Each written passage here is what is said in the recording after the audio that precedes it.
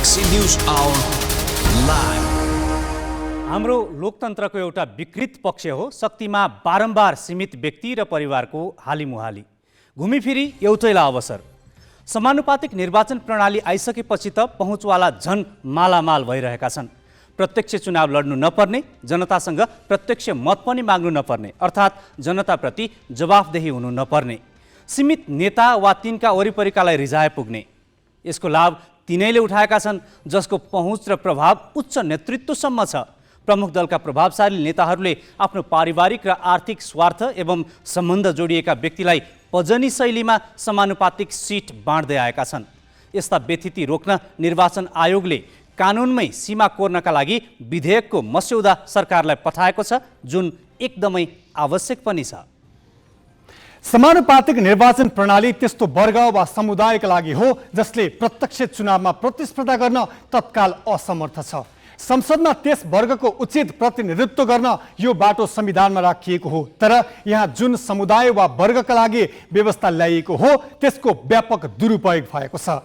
उही टाठाबाठा र पहुँचवालाले घुमीफिरी अवसर पाउने गरेका छन्। बदनाम र अलोकप्रिय अनुहारलाई जस्केलाबाट शासन शक्तिमा पुर्याउन माध्यमको रूपमा समानुपातिक प्रणाली बनेको छ।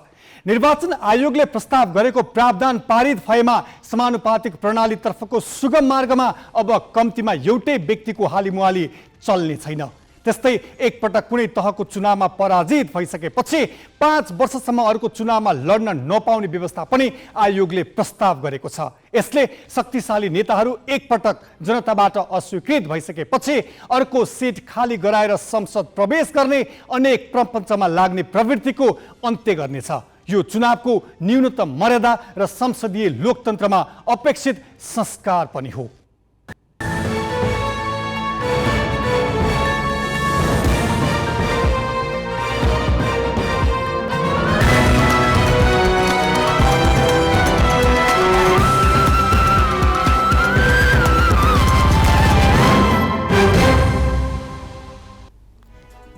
नमस्कार, यो हो ग्यालेक्सी न्यूज आवर। अब हेडलाइन्स।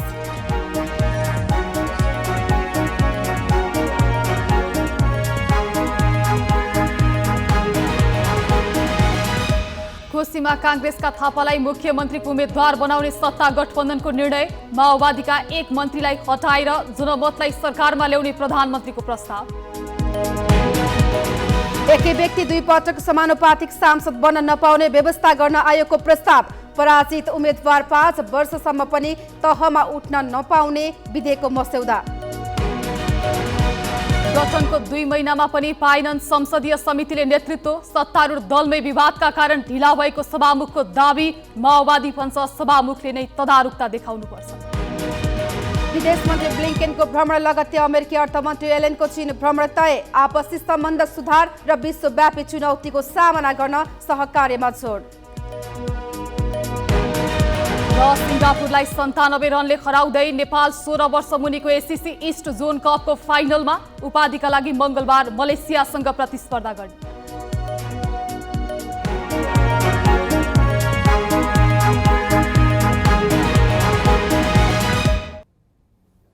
चैत 19 गते प्रतिनिधि सभा नियमावली पारित भएपछि वैशाख 16 गते 10 वटा विषयगत समिति गठन भए, तर ती सबै समिति अहिलेसम्म ज्येष्ठ सदस्यको अध्यक्षतामा चलिरहेका छन्। अर्थात् मङ्सिर 4 को निर्वाचनपछि बनेको प्रतिनिधि सभाले 7 महिनासम्म समिति सभापति पाउन सकेको छैन, जसले गर्दा संसदीय समितिको विधायकी काम मात्र होइन, सरकारी निकायका काम कारबाहीमा निगरानी सम्बन्धी भूमिका पनि प्रभावकारी देखिएको छैन।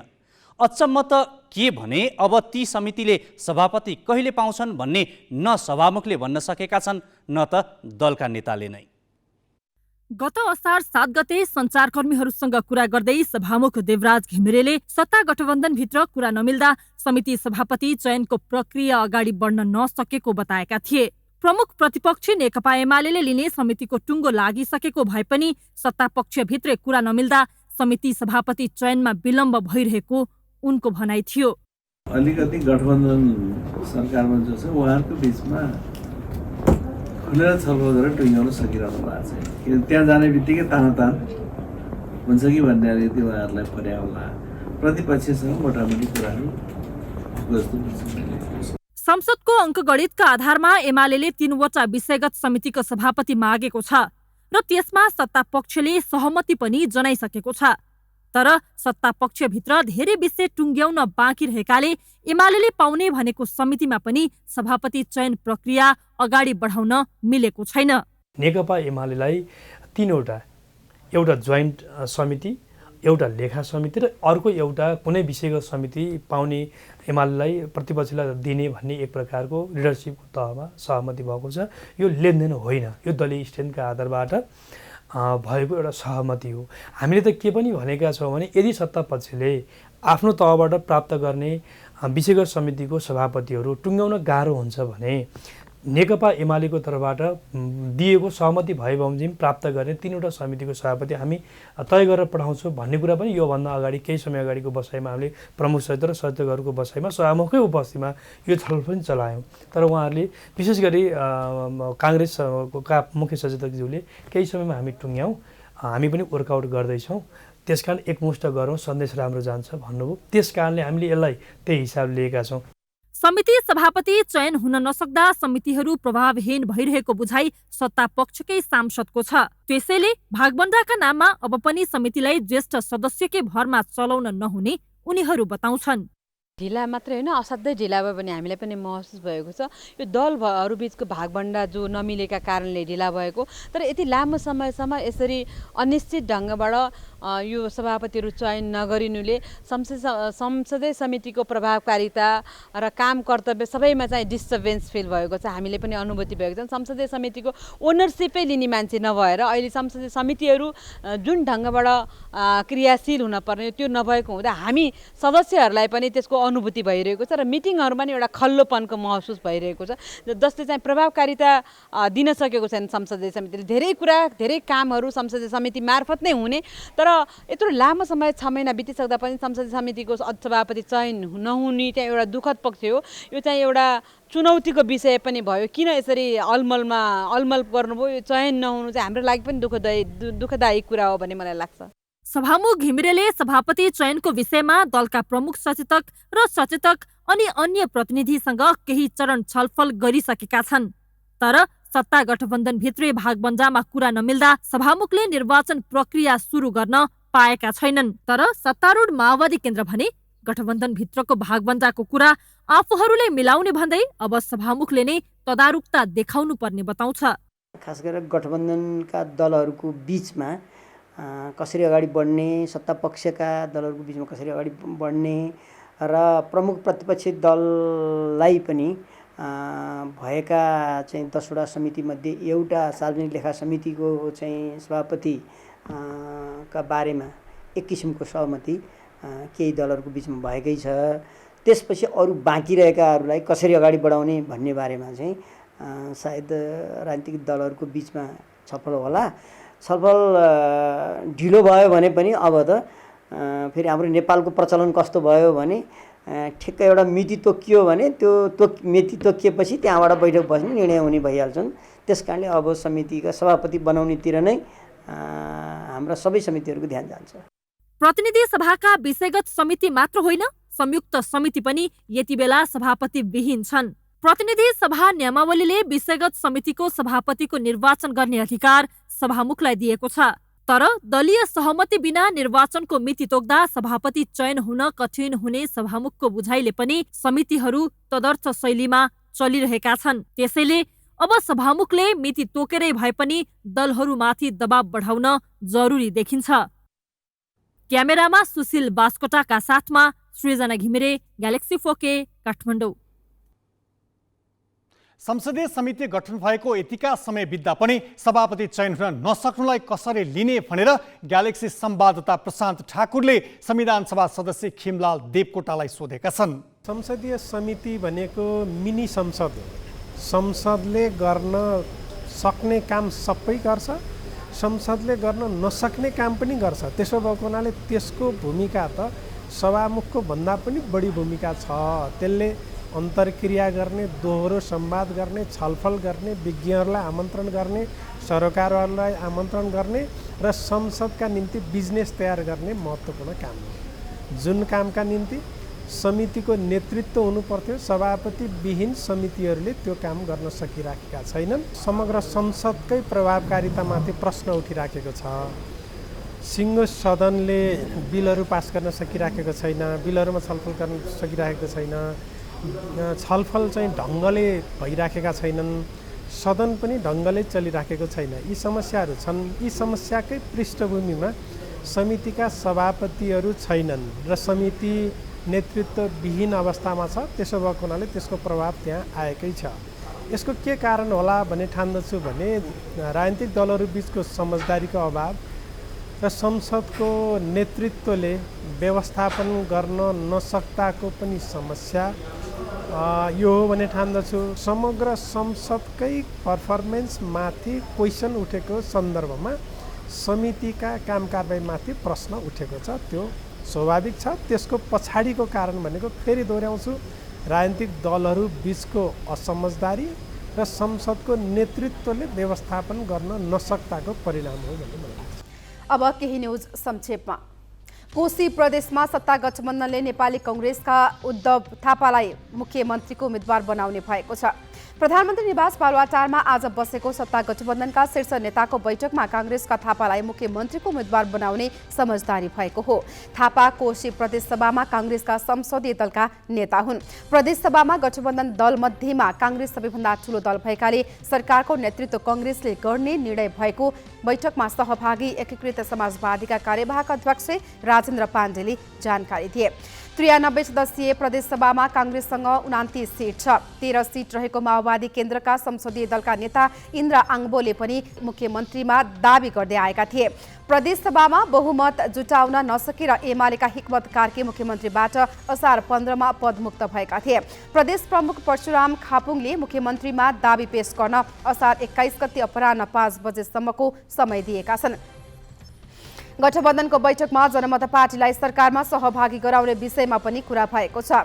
प्रधानमन्त्री पुष्पकमल दाहालले आफ्नो पार्टीका एक मन्त्रीलाई राजीनामा गर्न लगाएर जनमत पार्टीलाई सरकारमा सहभागी गराउन प्रस्ताव गरेका थिए। अरू दलका नेताले प्रधानमन्त्रीको प्रस्तावमा समर्थन जनाएका छन्।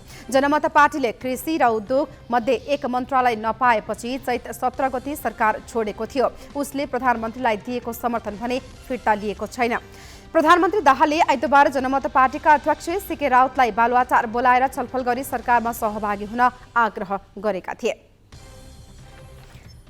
निर्वाचन आयोगले समानुपातिक निर्वाचन प्रणालीबाट 2 पटक निर्वाचित भइसकेका व्यक्ति पुनः समानुपातिक प्रणालीबाटै उम्मेद्वार हुन नपाउने कानुनी व्यवस्थाको प्रस्ताव गरेको छ। निर्वाचन आयोगको आज बसेको बैठकले निर्वाचन सम्बन्धी कानुनलाई संशोधन र एकीकरण गर्न विधेयकको मस्यौदा पारित गर्दै सरकारलाई पठाउने निर्णय गरेको हो। आयोगले मस्यौदामा 33% महिला उम्मेद्वार अनिवार्य, नो भोट, विदेशमा रहेका नागरिकलाई मताधिकार लगायतका नयाँ व्यवस्था पनि प्रस्ताव गरेको छ। यस्तै एउटा तहमा चुनाव पराजित भएको व्यक्ति 5 वर्ष अर्को तहमा पनि उम्मेद्वार हुन नपाउने प्रावधान मस्यौदामा राखेको छ। आयोगले पठाएको मस्यौदा गृह मन्त्रालय मार्फत मन्त्री परिषद हुँदै सदनमा पेश हुनेछ। आयोगको प्रस्तावलाई सरकार र संसदले हेरफेर गर्न सक्नेछन्।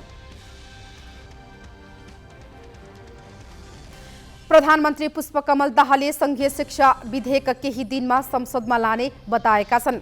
जेपी कोइराला मेमोरियल कलेजले आज आफ्नो वार्षिकोत्सवका अवसरमा गरेको कार्यक्रममा प्रधानमन्त्री दाहालले विधेयकको मस्यौदा अहिले मन्त्री परिषदमा विचाराधीन रहेको बताए। उनले मन्त्री परिषदको विषयगत समितिले अन्तिम रूप दिएपछि मन्त्री परिषदबाट स्वीकृत गरी विधेयक संसदमा लाने बताए।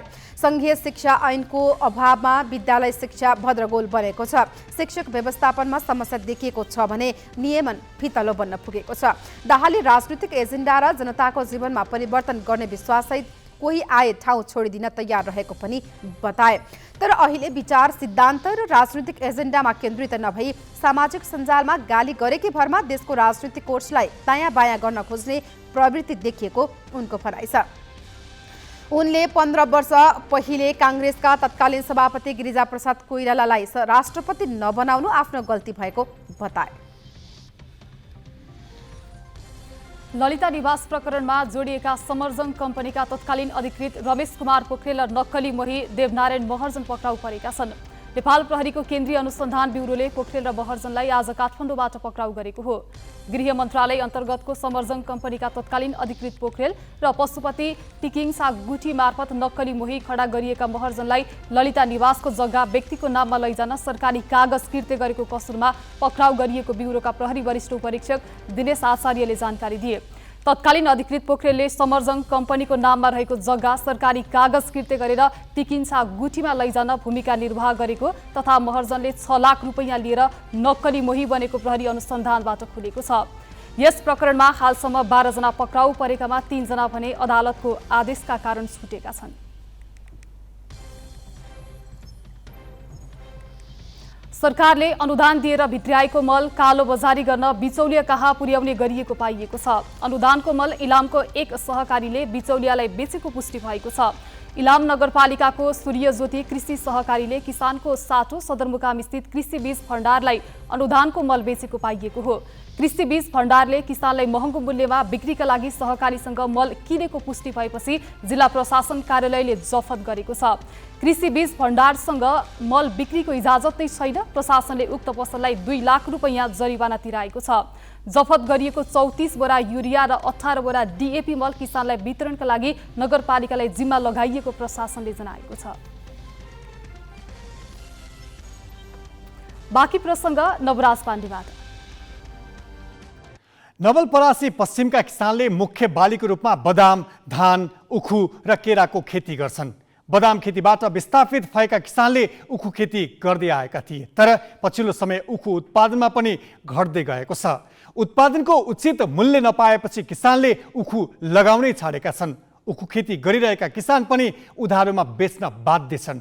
नवलपरासी पश्चिमका किसानले मात्रै उधारो र अनुदान बापतको 6 करोड भन्दा बढी रकम पाउने बाँकी छ। नवलपरासी पश्चिममा यति बेला लुम्बिनी, बागमती र इन्दिरा गरी 3 चिनी उद्योग सञ्चालनमा छन्। यी पनि नियमित चल्दैनन्। 6वटा मिल सञ्चालनमा हुँदा करिब 35 लाख क्विन्टल उत्पादन हुँदै आएको उखु मिलको सङ्ख्या घटेपछि 15 लाख क्विन्टलमा झरेको छ। सरकारले उत्पादनको मूल्य समयमै नतोकिदिँदा हरेक वर्ष किसान एउटै पीडामा छन्। यस वर्ष पनि सरकारले तोकेको अनुदान बापतको रकम उखु किसानले कहिले पाउँछन् भन्ने टुङ्गो छैन। अहिलेसम्म मिलले के भन्छ भने नेपाल सरकारले हामीलाई कुनै पनि किसिमको परिपत्र गरेको छैन भनेर चाहिँ ठगिरहेको अवस्था छ। किसानलाई चाहिँ ठगी गर्दै आएको छ। अब यो के हो थाहा भएन। अब नेपाल सरकारले परिपत्र नगरे हो कि मिलहरूले चाहिँ आपसमा ठगी गरेका हुन् हैन। अब त्यो मिडिया मार्फत नै अब नेपाल सरकारको ध्यानाकर्षण होस् भन्ने कुरा चाहिँ म भन्न चाहन्छु। कृषि प्रधान देशमा कृषि पेशा भन्दा पनि जीवन निर्वाह गर्ने साधनको रूपमा मात्रै विकसित हुँदै गएको छ। यहाँ नगदे बालीबाट किसानले नगद पाउन वर्षौं लाग्छ।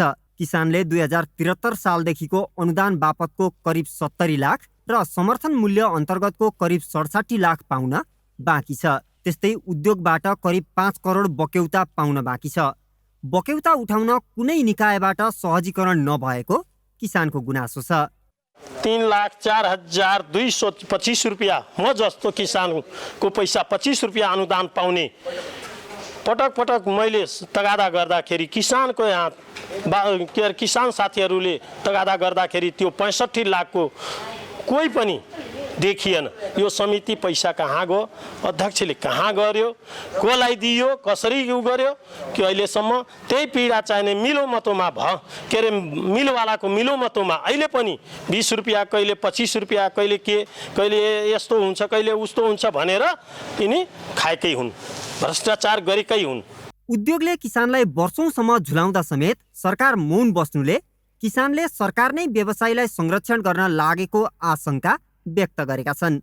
यता उखु किसानका पूर्व अध्यक्ष समेत रहेका प्रतापपुर गाउँपालिकाका प्रमुखले भने आफूले मिल व्यवस्थापन समितिलाई पत्र नै काटेर किसानको बक्यौता रकम उपलब्ध गराउन अनुरोध गरेको बताउँछन्। बढोत्तरी रकम जुन पर सालभन्दा यो वर्ष बढेको छ त्यो रकम चाहिँ किसानहरूलाई भुक्तानी नपाएको अवस्थामा हामीले सम्बन्धित चिनी मिलहरूलाई पत्राचार, लिखित पत्राचार पनि गरिसकेका छौँ र यो असाढ मसान्तभित्र उहाँहरूले हामीले यो 20 रुपियाँ जसरी पनि भुक्तान गर्छौँ भन्ने कमिटमेन्ट पनि हामीलाई गर्नुभएको छ। हामीलाई विश्वास के छ भने त्यो 20 रुपियाँ जुन नेपाल सरकारले बढोत्तरी गरेको छ र मिलको दायित्वभित्र पर्छ, त्यो मिलले केही दिनभित्र यो 20 रुपियाँ दिनुपर्छ। देशमा सरकारी स्वामित्वमा सञ्चालित उद्योगको दुर्दशा बताइसक्नु छैन। खुल्ला सिमानाका कारण भारतबाट भित्रने चिनीले नेपालमा उत्पादित हुने चिनीको बजार खस्किएको छ।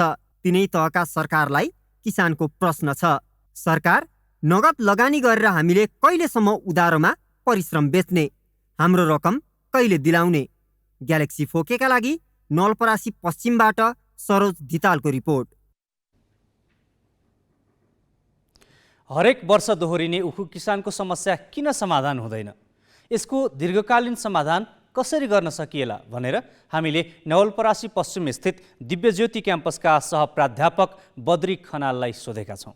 समाधान गर्नको निम्ति एक त उपभोक्ता हकितका सङ्गठनहरूले पनि यसमा आवाज बुलन्द गर्नुपर्ने स्थितिहरू छ भने, अर्कोतिर सरकारले पनि किसानहरूलाई सिधै केही रूपमा मुआवजा दिने वा त्यस्तै खालको जाने तरिकाले अलिकति अनुदान दिने रकममा वृद्धि गर्नु पनि जरुरी छ। मैले अरू देशहरूको अध्ययन गर्दाखेरि यसमा किसानहरूले सिधै पाउने गरेर सरकारले त्यो व्यवस्था मिलाएको पनि पाइन्छ र विभिन्न विनिमय दरहरूमा भएको परिवर्तनले पनि नेपालमा यो समस्या आएको छ। विगतमा केही समय अगाडि, केही वर्ष अगाडि ब्राजिल र अमेरिका बीचको विनिमय दरको परिवर्तनले पनि यो समस्या आएको थियो। यस्तो अवस्थामा राष्ट्र बैंकले यसलाई यो समस्यालाई समाधान गर्न पनि सक्छ, तसर्थ यो सरकारले किसानहरूलाई मार नपर्ने गरेर उनीहरूको समस्या समाधान हुने गरेर यसलाई उद्योगपतिहरूलाई पनि राखेर समस्या समाधान गर्न सकिन्छ। तर सधैँभरि किसानहरू नै मर्नुपर्ने र उद्योग व्यवसायीहरूले प्रतिस्पर्धात्मक अवस्थाबाट मूल्य प्राप्त गर्नुपर्नेमा, उनीहरूले नाफा प्राप्त गर्नुपर्नेमा त्यस्तो नभएको अवस्थाहरू पनि पाइएको छ। तसर्थ म के आह्वान गर्न चाहन्छु सरकारलाई भने यो समस्यालाई, यहाँ विशेष गरी हाम्रो यो पश्चिम नवलपरासीका किसानहरू यो समस्यामा अत्यन्त परिरहेका छन्। यो समस्या समाधान नभएसम्म उनीहरूले यसमा उत्पादन गरेर लाभ पाउने स्थिति छैन। उनीहरू यसको विकल्पमा केरामा पनि लागिरहेको स्थिति छ, तर केरामा पनि त्यही अवस्था छ। केराबाट पनि समस्या समाधान भइरहेको छैन। इन्डियाबाट केराहरू आएर किसानहरूले मर्का त्यहाँ पनि बेहोर्नु परिरहेको छ। त्यसो भएर यसमा सरकारले विशेष खालको योजना बनाउनुपर्छ। हामीले WTO को मेम्बर भएको नाताले यस्तो व्यवस्थाहरू हुन्छ भने पनि हामीले के देखेका छौँ भने विकसित राष्ट्रहरूले आफ्नो किसानहरूलाई WTO को प्रावधानको बावजुद पनि समस्या समाधान गर्न विशेष प्रबन्धहरू गरेका छन्। त्यस्तो प्रबन्ध हाम्रो सरकारले पनि गर्नुपर्दछ र किसानहरूले जहिले पनि मार पर्ने यो अवस्थाबाट अन्त्य गर्नुपर्दछ। अब केही न्युज संक्षेपमा। स्वास्थ्य तथा जनसङ्ख्या मन्त्री मोहन बहादुर बस्नेतले 5 वर्षभित्र सबै नागरिकमा निःशुल्क स्वास्थ्य उपचारको पहुँच पुर्याउने गरी काम भइरहेको बताएका छन्। उपचारका लागि नागरिकले आफ्नो सम्पूर्ण जायज जेठाने सकिनुपर्ने पृष्ठभूमिमा स्वास्थ्य मन्त्री बस्नेतले अपत्यारिलो कुरा बताएका हुन्। सबै नागरिकलाई निःशुल्क स्वास्थ्य उपचारको व्यवस्था गर्न सरकारी स्रोतबाट सम्भव छैन। बिरामीले सरकारले निःशुल्क दिने भनेका औषधि नै पाउन नसकिरहेको अवस्था छ। स्थायी नियुक्ति पाएका स्टाफ नर्सलाई आज मन्त्रालयमा बोलाएर सम्बोधन गर्ने क्रममा मन्त्री बस्नेतले निःशुल्क औषधि वितरणमा देखिएका कमजोरी सुधार गर्ने बताएका हुन्। लोकसेवा आयोगले लिएको परीक्षा पास गरेका 295 स्टाफ नर्स हालै विभिन्न अस्पताल र स्वास्थ्य चौकीमा नियुक्त भएका छन्। अमेरिकी अर्थमन्त्री जेनेट एलेनले यसै साता बेजिङ भ्रमण गर्ने भएकी छन्। विदेश मन्त्री एन्टोनी ब्लिङ्केनले बेजिङ पुगेर चिनिया राष्ट्रपति सी जिनपिङ र विदेश मन्त्री किन गाङसँग भेटवार्ता गरेको 2 सातापछि अर्थमन्त्री एलेन बेजिङ जान लागेकी हुन्। एलेनको भ्रमण चिनिया समकक्षीसँग सम्बन्ध सुधारका साथै दुई देशका चासोका क्षेत्रबारे संवाद र विश्वव्यापी चुनौतीको सामना गर्न मिलेर काम गर्ने विषयमा केन्द्रित हुने मन्त्रालयले जारी गरेको विज्ञप्तिमा उल्लेख छ। 3 दिनपछि हुने 4 दिने भ्रमणका क्रममा उनले चीनका वरिष्ठ अधिकारीसँग भेटवार्ताका साथै बेजिङमा रहेका केही अमेरिकी कम्पनीको अवलोकन गर्ने तालिका रहेको छ।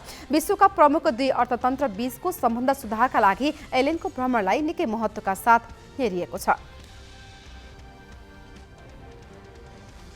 इजरायली सेनाले उत्तरी वेस्ट ब्याङ्कको जेनिन शिविरमा हवाई आक्रमण तीव्र बनाएको छ। इजरायली सेनाले जेनिनमा सोमबार रातिदेखि निरन्तर हवाई आक्रमण गरेको स्थानीयले बताएका छन्। आक्रमणमा 9 सर्वसाधारणको मृत्यु भएको प्यालेस्टिनी स्वास्थ्य मन्त्रालयले जनाएको छ। आक्रमणमा 20 भन्दा बढी घाइते भएका छन्। इजरायली डिफेन्स फोर्सले भने विज्ञप्ति जारी गर्दै जेनिन क्षेत्रमा आतंकवादी पूर्वाधारमा आक्रमण गरिरहेको जनाएको छ।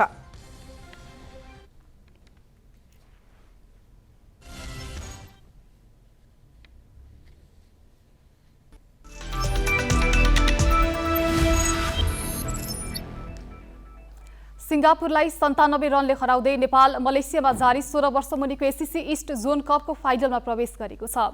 बायोमास ओभल क्रिकेट मैदानमा आज 185 रनको लक्ष्य पछ्याएको सिङ्गापुर 31 ओभर 3 बलमा 87 रनमा समेटियो।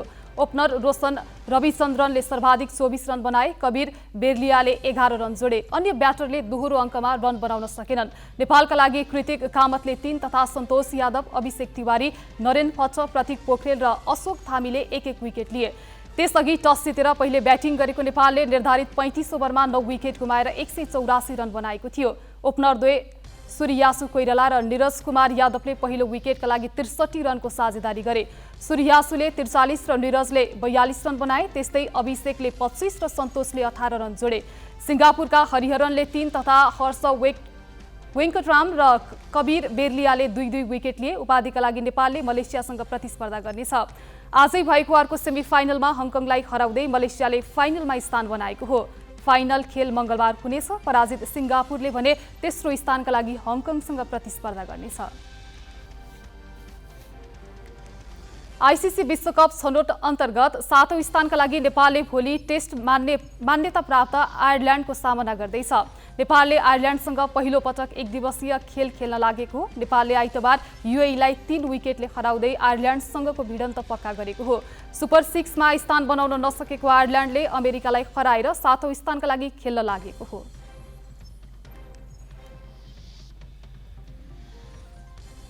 बाँकी प्रसङ्ग गौतम रेग्मीबाट। सरदार प्रीतम सिंह नेपालको यातायात तथा ढुवानी क्षेत्रका अगुवा व्यवसायी मानिन्छन्। उनकी छोरी किरणदीप सिन्धुले आफ्ना बुवा र उनको परिवारको अनुभवमा आधारित भएर लेखेको पुस्तक रोड टु भ्यालीको विमोचन गर्न आज प्रधानमन्त्री पुष्पकमल दाहाल पुगेका थिए। कार्यक्रममा दाहालले आफूलाई प्रधानमन्त्री बनाउन पनि सरदार प्रीतम सिंह धेरै पटक भारतको नयाँ दिल्ली गएको खुलासा गरेका छन्। सिंहको 88औं जन्मदिवसको अवसरमा काठमाडौँमा आयोजित कार्यक्रममा दाहालले सरदार सिंहले राजनीतिमा पनि रुचि राख्ने भएकाले आफूलाई प्रधानमन्त्री बनाउन दिल्ली गएको बताएका हुन्। यो यातायात, सामाजिक सेवा, शिक्षाको क्षेत्रमा मात्रै होइन, उहाँ राजनीतिमा पनि रुचि राख्नुहुन्छ। उहाँले एकपटक मलाई प्रधानमन्त्री बनाउन धेरै मेहनत गर्नुभयो। धेरैचोटि दिल्ली जानु पनि भयो। काठमाडौँका थोरै पार्टीहरूलाई, नेताहरूलाई, पार्टीहरूसँग पनि उहाँ लगातार छलफल गर्नुभयो। उहाँको राजनीति सफा भयो भने मात्रै देश विकास राम्रो हुन्छ भन्ने विश्वास पनि गर्नुहुन्छ। अधिवक्ता अमीर लामिछानेलाई झुट्टा मुद्दा लगाएको भन्दै कानुन व्यवसायीले आज दोस्रो दिन पनि बहसमा सहभागी भएनन्। हिजो पहिलो दिन खाजा समयपछि बहसमा नगएका कानुन व्यवसायीले आज भने बन्दी प्रत्यक्षीकरणका रिटमा बाहेक कुनै पनि मुद्दामा बहस गरेनन्, जसको प्रत्यक्ष असर सेवाग्राहीमा पर्यो। घटना ललितपुर जिल्ला अदालतका कर्मचारी प्रेमिका तामाङ र अधिवक्ता अमीर लामिछाने बीचको भए पनि कानुन व्यवसायीले भने विरोधमा देशैभरका अदालत ठप्प पारे। अधिवक्ता अमीर लामिछाने र ललितपुर जिल्ला अदालतका नायब सुब्बा प्रेमिका तामाङ बीचको विवादलाई नेपाल बार एसोसिएसनले प्रतिष्ठाको विषय बनाएको छ। तामाङका पक्षमा न्यायालयका कर्मचारीले आइतबार देशभरका न्यायालयमा दिउँसो 1:30 बजेसम्म काम नगर्दा दिउँसो 2:30 बजेपछि कानुन व्यवसायी बहसमा गएनन्।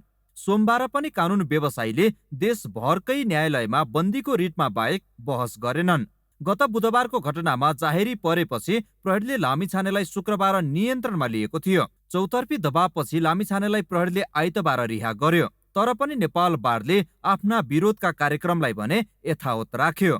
देशभरका 90वटै बार इकाइले आफ्नै तरिकाले विरोध गर्दा छाता संगठन नेपाल बार एसोसिएसनले भने घटना भएको ललितपुर जिल्ला अदालत बाहिर विरोध सभा नै गर्यो। यो आन्दोलन जुन हामीले गर्न लागेका छौं, गरिराखेका छौं, यो अभियान कुनै एकजना कर्मचारी या 1-2 कर्मचारीको विरुद्ध होइन।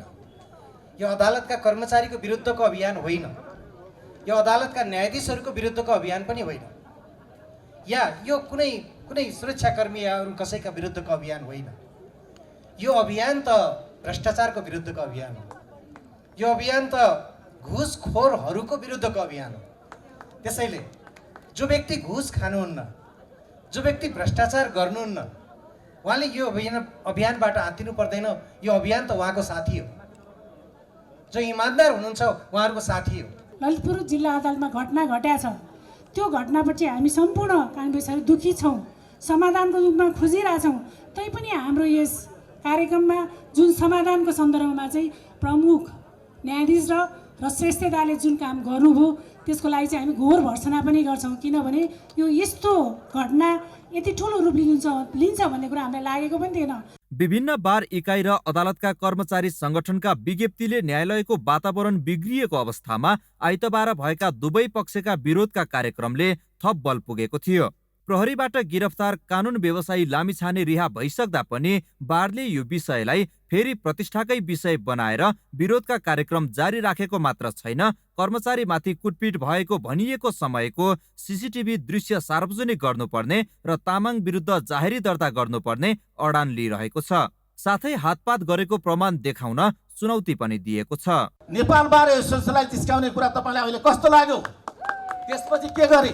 ट्रेड युनियनले हस्तक्षेप गर्यो। आएर यहाँ कुरा हुँदा पनि मिलिसकेको थियो। ट्रेड युनियनले अन्यथा के लेख्यो तपाईँले बुझ्नु भएको छ नि? कानुन व्यवसायी जत्थाहरू को हो? यो मुख्य खरिदारको ट्रेड युनियन कानुन व्यवसायीलाई जत्थाहरू भन्ने त्यो कुरा सच्याउनु पर्छ कि पर्दैन यिनीहरूले? उच्च अदालत बार एसोसिएसनले त्यसपछि भोलिपल्ट विज्ञप्ति निकाल्यो। उच्च अदालत बार एसोसिएसनले विज्ञप्ति खारेज गर्ने निर्णय गरे। को हुन् यिनीहरू? उच्च अदालत बार एसोसिएसनको विज्ञप्ति खारेज गर्ने, हाम्रा विज्ञप्ति खारेज गर्ने को हुन् खरिदार मुखियाहरू? हामी सोध्न चाहन्छौँ के हो यिनीहरूको हैसियत? म निवेदन गर्न चाहन्छु, खबरदार कानुन व्यवसायीमाथि, सिङ्गो कानुन व्यवसायी 30,000 कानुन व्यवसायीको वकालत गर्ने संस्थामाथि जुन खालको चिस्ट्याउने काम गरिरहेका छन् यसले राम्रो परिणाम दिँदैन। दुई जनाबीच भएको भनिएको विवादलाई कर्मचारी र कानुन व्यवसायीका संगठनले प्रतिष्ठाको विषय बनाउँदा त्यसको प्रत्यक्ष असर सेवाग्राहीले सहनु परेको छ। झगडिया मिलाउने न्यायालय नै कुरुक्षेत्र बनाउन खोजेपछि आम नागरिकले न्याय कसरी पाउँछन्? बासु खड्का, ग्यालेक्सी फोके, काठमाडौँ। नेपाली कङ्ग्रेसले 14औं महाधिवेशन सम्पन्न गर्दा पार्टीको नीति तय गर्न छुट्टै नीति महाधिवेशन गर्ने निर्णय गरेको थियो। त्यस्तै उसको विधानमा हरेक 2 महिनामा केन्द्रीय समिति बैठक बस्ने व्यवस्था छ। तर कङ्ग्रेस नेतृत्वले न नीति महाधिवेशन बोलाएको छ न त विगत 1 वर्षदेखि केन्द्रीय समिति बैठक नै गरेको छ। लामो समयसम्म केन्द्रीय समिति बैठक नै राख्न नसकेको कङ्ग्रेसले यही असार 21 गते जिल्ला सभापतिको भेला बोलाउने तयारी गरेको छ। सभापति शेरबहादुर देउवाले केन्द्रीय समिति बैठक बोलाउन लगातार आलटाल गरेपछि महामन्त्री गगन थापा र विश्वप्रकाश शर्माले आफ्नो अधिकारको प्रयोग गर्दै जिल्ला सभापतिको भेला बोलाएका हुन्। सभापति शेरबहादुर देउवाका कारण केन्द्रीय समिति बैठक बस्न नसकेको सार्वजनिक रूपमा नै आरोप लगाउँदै आएका काङ्ग्रेस महामन्त्रीहरूले जिल्ला सभापतिको भेला बोलाएका हुन्। क्रियाशील सदस्यता वितरण सुरु गरेसँगै त्यसमा आउन सक्ने समस्या र संगठनका विषयमा छलफल गर्न भनेर भेला बोलाएको भनिएको छ। तर आवरणमा क्रियाशील सदस्यता वितरणको विषय बताइए पनि भेलामा आगामी नीति महाधिवेशनको तयारी र त्यसका लागि सभापतिलाई दबाब दिनु पनि भेलाको उद्देश्य रहेको छ। महाधिवेशनलाई कस्तो बनाउने नीति मूलतः त जिल्लाको विचार सिद्धान्त संगठन नेतृत्व गर्ने त पार्टी सभापतिहरू नै हुन्। पार्टी सभापतिहरूको सुझावलाई नीति महाधिवेशनमा पनि कसरी सम्बोधन गर्ने भन्ने विषयमा चाहिँ यो प्रक्रिया चाहिँ यसलाई चाहिँ प्रारम्भिक स्टेजका रूपमा चाहिँ यसमा छलफल बहस गर्ने एउटा विंशका रूपमा चाहिँ पार्टी सभापतिहरूलाई पनि लिएको हुनसक्छ। त्यसले हामीले सामान्य रूपमा लिनुपर्छ। काङ्ग्रेस नेतृत्व तहमा भदौ दोस्रो सातासम्म नीति महाधिवेशन गर्ने भनिएको थियो। तर देउवा निकट केही नेताहरू नीति महाधिवेशन रोक्ने प्रयासमा लागेपछि सभापतिको भेला र त्यसपछि बस्ने केन्द्रीय समिति बैठकमा नीति महाधिवेशनको लागि दबाब बढाउन संस्थापन इतरका नेताहरू लागि परेका छन्। संस्थापनकै कतिपय नेताहरू पनि काङ्ग्रेसले राष्ट्रिय राजनीतिका कतिपय विषयमा आफ्नो प्रष्ट धारणा राख्नुपर्ने भएकाले तत्काल नीति महाधिवेशन गर्नुपर्ने भन्न चाहिँ छाडेका छैनन्। ठुला दलका नेताहरूले यो कुरा आत्मसात गर्नु भएको छ कि हामीले अवलम्बन गरेको संविधानको निर्वाचन सम्बन्धी व्यवस्था यो गलत भयो भन्ने कुरा आत्मसात गर्नुभएको छ। यी विषयहरूमा अब काङ्ग्रेस स्पष्ट हुनुपर्छ। संहिताको बारेमा अहिलेको संरचना गलत छ भनेको स्वीकार चाहिँ हामीले न्याय विकल्प दिन सक्नु पर्यो। त्यसलाई पनि नीति अधिवेशन आवश्यक छ। अब हामीले पार्टीमा गरेको वैधानिक व्यवस्था अनुसारको कुनै पनि निर्णयहरू हामीले गर्न सकेका छैनौँ। 14औं महाधिवेशनमा धेरै ठुलो परिवर्तन भयो नेतृत्वमा होइन, तर व्यवहारमा त कुनै परिवर्तन हुन सकेन। संघीयता, धर्मनिरपेक्षता र निर्वाचन प्रणालीको विषयमा बहस सतहमा आइरहेका बेला हुन लागेको काङ्ग्रेस जिल्ला सभापतिको भेला पार्टीलाई नीति महाधिवेशन गराउन बाध्य हुन्छ वा औपचारिकतामा मात्र सीमित हुन्छ, त्यो अबको 1 सातामा प्रष्ट हुनेछ। क्यामेरामा योगेश लामाका साथ अङ्गराज नेउपाने, ग्यालेक्सी फोके, काठमाडौँ।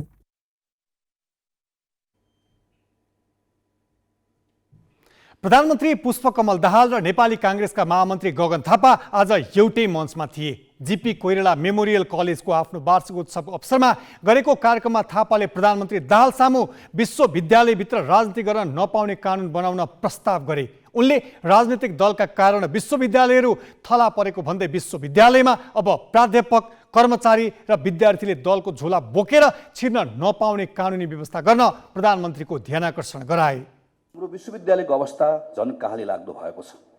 यो थला परेको छ र यो बिग्रनमा सबैभन्दा ठुलो दोष हामीले अरू कसैलाई दिएर हुँदैन। सामान्य प्रधानमन्त्री यसको ठुलो जिम्मेवारी हामी आफैले लिनुपर्छ। हामी राजनीतिक दलले हाम्रो कारणले गर्दा विश्वविद्यालय आज थला परेको छ। हाम्रो निर्वाचन प्रणालीको कारणले गर्दा हाम्रो सरकार मिलिजुली बन्छ। हाम्रो सरकार मिलिजुली भएको हुनाले गर्दा हामी विश्वविद्यालयको नेतृत्व पनि मिलिजुली बनाउनेतिर लाग्यौँ। हामीले यति धेरै भागवण्डा गऱ्यौँ, गर्दा गर्दा हामी आजभोलि सहायक क्याम्पस चिफ समेत पनि भागवण्डा गर्छौँ। हामी कन्ट्रोलर, सहायक कन्ट्रोलर, अब कन्ट्रोलर विश्वविद्यालयको हुँदैन, पार्टीको हुन्छ। उपकुलपति, शिक्षाध्यक्ष अहिले विश्वविद्यालयको होइन, राजनीतिक दलको हो। राजनीतिक दलको भागमा पर्दै पर्दै जाँदै गर्दा विश्वविद्यालयले हामीले झन्झन तल लिएर गयौँ।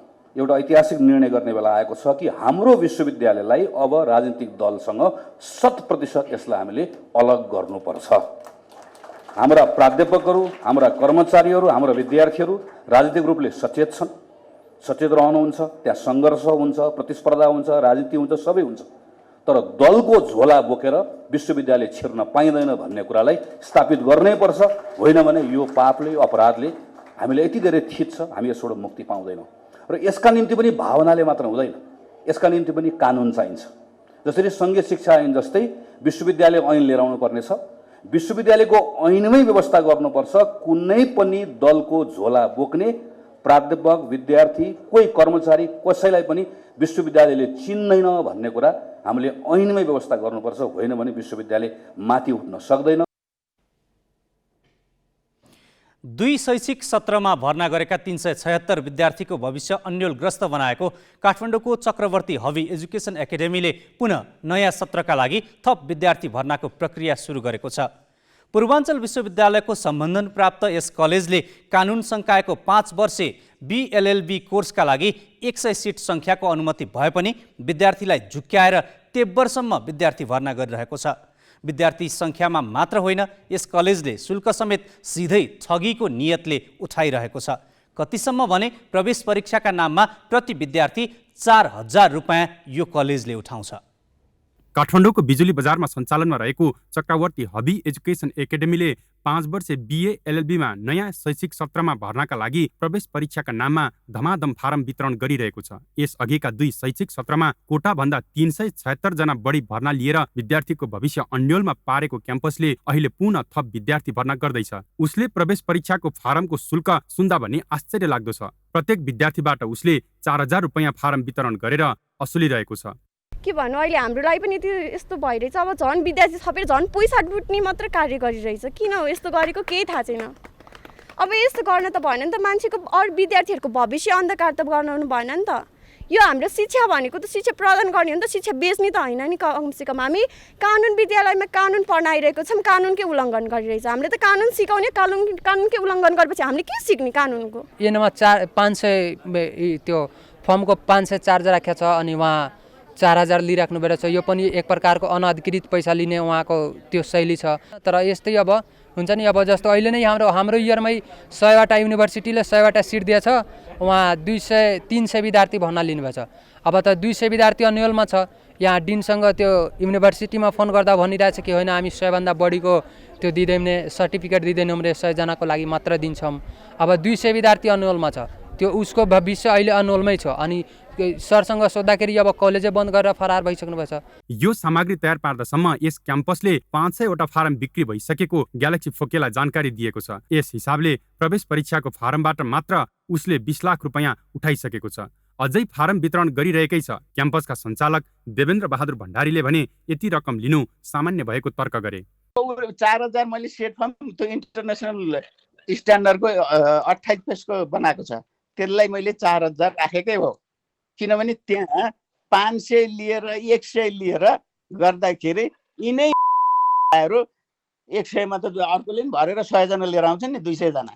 अनि भोलि प्रब्लम गर्ने तिनै हुन्छन्, ठग्दिन, मसँग पैसा छैन भन्ने। त्यस कारणले जेन्युन मान्छेले पढ्न सक्ने मान्छेलाई लागि 4,000 रुपियाँ राखेकै हो। यता पूर्वाञ्चल विश्वविद्यालयका रजिस्ट्रार नीलमणि पोखरेलले भने कोटाभन्दा बढी विद्यार्थी भर्ना लगायतका अन्य प्रक्रियामा क्याम्पस सञ्चालकले जबरजस्ती गरिरहेको जानकारी दिए। उहाँले के जहिले पनि बलविचार गर्नुहुन्छ। अब बाहिर देखिने गरी कतिपय कुराहरू गर्न पनि मिल्दैन, गर्न पनि मिल्दैन।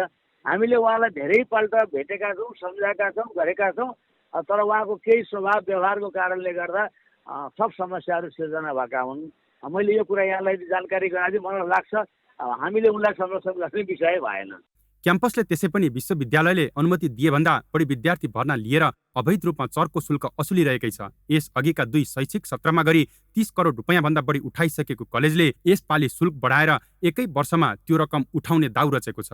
हुँदाहुँदै अहिले पढाउँदै नपढाएको विद्यार्थीबाट पनि फारम वितरण गरेकै भरमा 20 लाख रुपैयाँ उठाइसक्दा राज्यका कुनै निकायले चासो देखाएका छैनन्। के कुनै कलेजको ब्यानर देखाएर जति पनि रकम असुल्न छुट पाइन्छ र?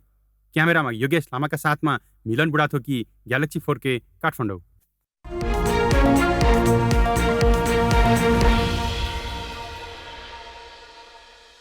नेपाली शेयर बजार 3 दिनमा 111 अङ्क घटेका बेला छिमेकी भारत र पाकिस्तानमा भने शेयर बजारले कीर्तिमानी उचाइ चुमेका छन्। भारतीय शेयर बजार आज कीर्तिमानी उचाइमा पुगेको हो। बम्बे स्टक एक्सचेन्जको सूचक सेन्सेक्स 65,205 अङ्कमा पुगेर बन्द भएको छ। इन्ट्राडे व्यापारमा यो सूचक 65,300 अङ्क नागेको थियो। यो भारतीय शेयर बजारको इतिहासकै सबैभन्दा उच्च बिन्दु हो। भारतकै अर्को बेन्चमार्क सूचक निफ्टी पनि 19,322 अङ्कको कीर्तिमानी उचाइमा पुगेको छ। इन्ट्राडेमा निफ्टीले पनि 19,345 को ऐतिहासिक उचाइ चुमेको थियो। प्रधानमन्त्री नरेन्द्र मोदीले पश्चिमा कम्पनीलाई भारतमा आकर्षित गर्न खोजिरहेका बेला संसारभरबाट त्यहाँ लगानी गर्न आउन थालेका छन्। यसले शेयर बजारलाई नयाँ उचाइमा पुर्याएको हो।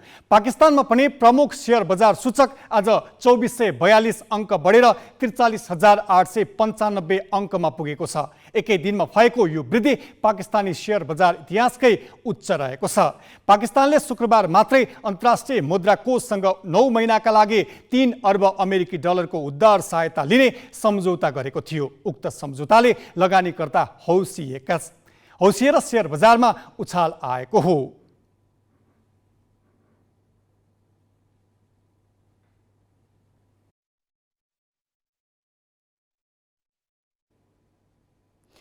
दोलखाको भीमेश्वर नगरपालिका 8 बोझका किसान पछिल्लो समय गाई पालनतर्फ आकर्षित भएका छन्। देशमा अवसर भएन भन्दै विदेशी नै युवाको पंक्ति बढ्दै गएको अवस्थामा उनीहरूले गाई पालनबाटै आम्दानी गरिरहेका हुन्। स्थानीय डेरी र दुग्ध विकास संस्थाले गाउँघरमै पुगेर दुध सङ्कलन गर्न थालेपछि किसान पशुपालनमा आकर्षित भएका हुन्। गाउँमा पशुपालनको सम्भावना देखेपछि अन्यत्रका किसान समेत बोझ पुगेर गाई पालन गर्न थालेका छन्। 26 वर्षीय रेशमराज खड्का 3 वर्षदेखि गाई पालनमा लागेका छन्। लापिलाङ स्थायी घर भएका खड्का गाई पाल्नकै लागि बोच आएका हुन्। खड्काको फार्ममा अहिले 13वटा गाई छन्। परिवारको सहयोगमा व्यवसाय गर्दै आएका खड्काले दैनिक 60 लिटरसम्म दूध बिक्री गर्छन्। बोचमा पशुपालन सहज भएको र उत्पादित दूधजन्य पदार्थ बिक्रीको समस्या नभएकाले गाई पालनका लागि बोच रोजेको उनी बताउँछन्। अहिले गाउँमा थोरै मात्रामा खपत हुन्छ, धेर जति चाहिँ डेरीलाई नै, दोलखा दुग्ध उद्योगलाई। बढीमा मैले 60-70 लिटरसम्म गरेँ। अहिले त त्यही हो, रोगले गर्दाखेरि अहिले त्यही 40-45 लिटरको हाराहारीमा छ। पशुपालनबाट उत्पादन भएको मल अधिकांश किसानले आफ्नै बारीमा प्रयोग गर्छन्। दोलखा आलुका लागि समेत प्रसिद्ध छ। अझ प्राङ्गारिक मलको प्रयोगले आलु उत्पादन समेत बढाएको छ। बोचका 80 वर्षीय चित्रबहादुर थापा पनि गाई र भैँसी पालेर दूध बेच्छन्। दैनिक दूध बेचेर हुने आम्दानीले नै परिवारको जीविका चल्छ। पहिला दूध बेच्ने चलन थिएन। 3टा बिउको रामा हुन्थ्यो, भैँसी गाई हुन्थ्यो। अहिले पछि त दूध बेच्नलाई भयो नि त। दूध बेच्ने चलन आयो अनि यता धेरै छन्। अहिले त गाउँमा सबैले बेच्छन्। गाई पालेका छन् अरूले। मेरो चाहिँ पहिलादेखि भैँसी पालेको, गाई चाहिँ पालेको छैन। अब एउटा गाई लिनु पर्दछ। किसानले पशुपालनबाट दूध उत्पादन बढाएपछि भीमेश्वर नगरपालिकाले किसानको सहजताका लागि सडक सुधार गरेको छ। पालिकाले किसानका लागि 50% अनुदानमा गोठ सुधार गराउँदै आएको छ। पूर्वाधार विकाससँगै कृषि र पशुपालनबाटै स्थानीयको आम्दानी बढाउने पालिकाको लक्ष्य छ। बोसमा लगभग कृषकहरूले 75देखि 80 घरले गाई पालन गरेका छन्। लगभग यहाँबाट दुध उत्पादन गरेर चाहिँ 2000 लिटर दिनमा चाहिँ बाहिर डिडिसी र अब यहाँ लोकल डेरीले लगेको छ। यसलाई अब हामीले प्रायः जस्तो कृषकहरूलाई चाहिँ वडाबाट बढी पोषण गर्ने कार्यक्रम राखेको छ। यसपालि पनि हामीले गोठ सुधारको लागि 15 लाख रुपियाँ छुट्याएका छौँ। गत साल नगरले 15 लाख रुपियाँ पैसा दियो, वडाले 3 लाख रुपियाँ छुट्याएको थियो गोठको लागि। कृषकको आधार यहाँबाट अलिकति जीविकोपार्जन भनेको यो गाईबाट हुनेवाला छ। बोझ जिल्ला सदरमुकाम र राजधानी जाने सडक सञ्जालसँग जोडिएको छ। यो स्थानमा मुख्य राजमार्ग बनेको 40 वर्ष बढी भयो, तर स्थानीय उत्पादनले बजार पाउन थालेको धेरै भएको छैन। रोजगारीका लागि युवा विदेशी नै र सहर पस्ने क्रम बढिरहँदा पशुपालनले स्थानीयको आशा जगाएको छ, तर उनीहरूलाई सरकारवालाहरूले प्रोत्साहन गर्न जरुरी देखिन्छ। ग्यालेक्सी 4K का लागि दोलखाबाट दिलबहादुर केसीको रिपोर्ट। हामी ग्यालेक्सी न्यूज आवरको अन्त्यमा छौं। जाँदा जाँदै हेडलाइन्स।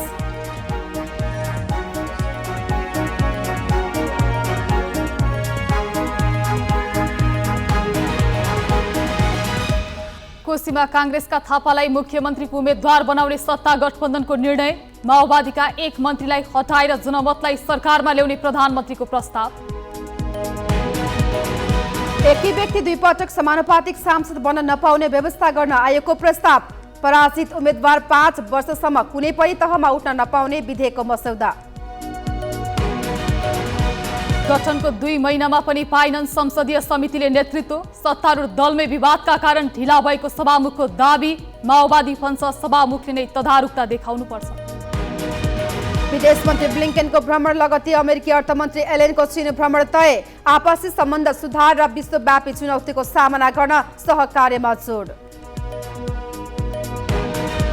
र सिङ्गापुरलाई 97 रनले हराउँदै नेपाल 16 वर्ष मुनिको एसिसी इस्ट जोन कपको फाइनलमा। उपाधिका लागि मंगलबार मलेसियासँग प्रतिस्पर्धा गर्ने।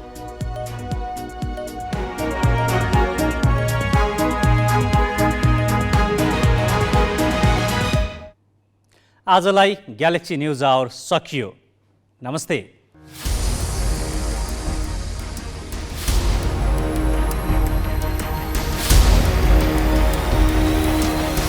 This is Galaxy News Hour Live.